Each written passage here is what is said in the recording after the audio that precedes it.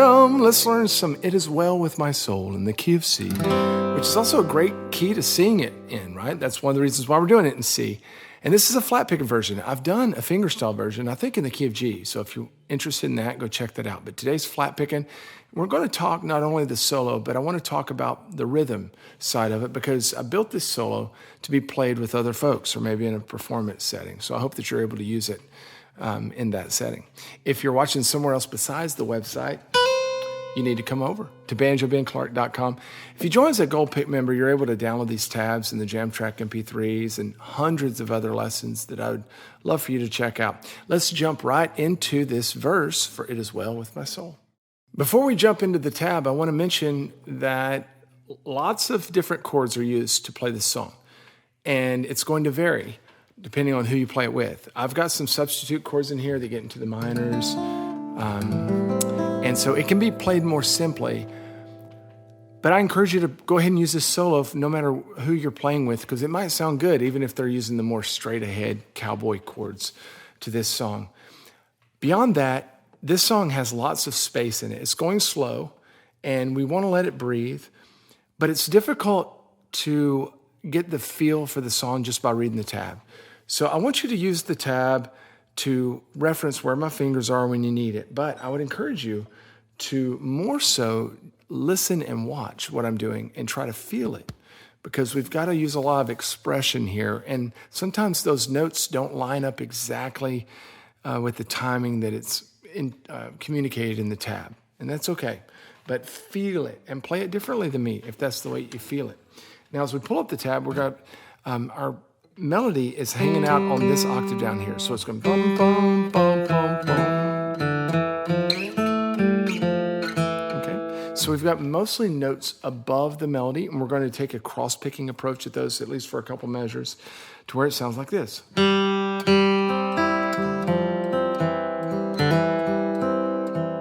Now, when we get to halfway through measure 3, we're going to do some double stops. So our melody's on the top note now, and we're playing harmony notes beneath that melody note. Okay? So it might help you to just practice playing the melody note first, and then practice. Actually, I'm using the index finger for everything. And try not to play those really brashly, but just let your pick slide through those two strings. So the whole song, or the whole line. Okay.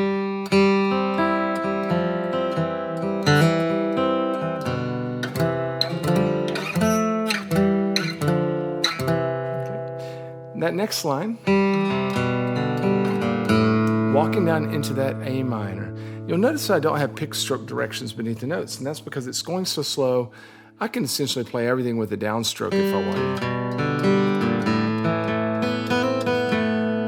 I think it sounds better to introduce some upstrokes in there, but that's up to you where you want to use those. But over that A minor, the melody ends up being way up here. We're switching octaves on the melody. Now, this D chord that we're going into, it's really just one note at first. And I would say that it's most helpful to have that second fret at the beginning of measure 7 played with your middle finger. So I will tend to switch it and switch up with our middle finger because of what I'm going to have to stretch for the rest of the measure. So a bit of a stretch there, coordination-wise. But very pretty, huh? That whole line.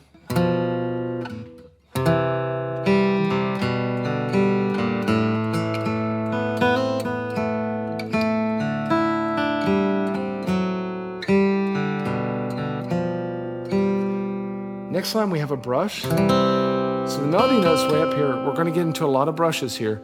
Be careful not to go through that brush too hard. We want to start it a little bit before the beat so that we land on that melody note right at the start of the beat. This is our first triplet in measure 10. Triplet bum bum.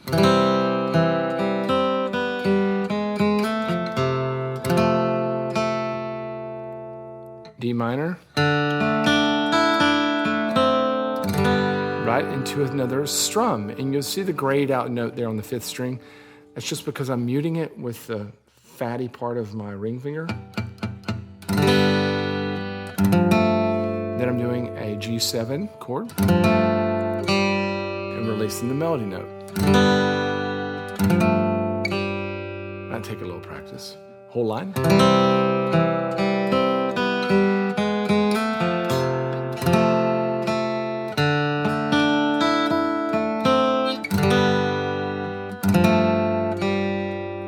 Last line of the verse, another strum here, but with the hammer on. So, and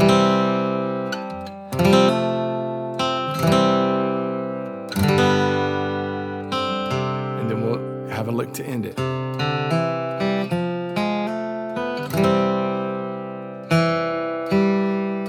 Those last 2 notes in this line are actually the first 2 starter notes to the chorus, which is a lot of fun to play, and we'll cover that in the next little video segment.